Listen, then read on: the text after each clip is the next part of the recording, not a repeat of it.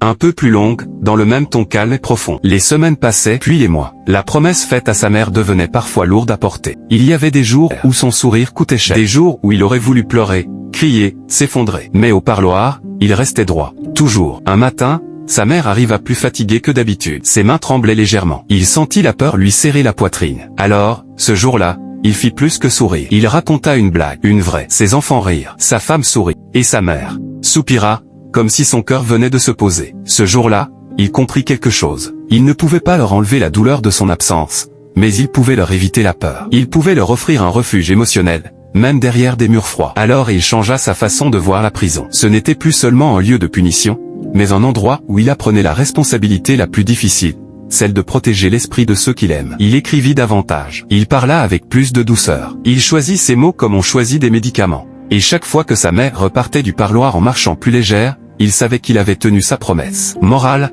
la vraie force n'est pas de ne pas souffrir, mais de souffrir sans transmettre la douleur. Quand tu prends soin de la paix mentale de ceux que tu aimes, tu deviens un pilier, même dans l'épreuve. Dis-moi en commentaire depuis quel pays tu regardes cette vidéo.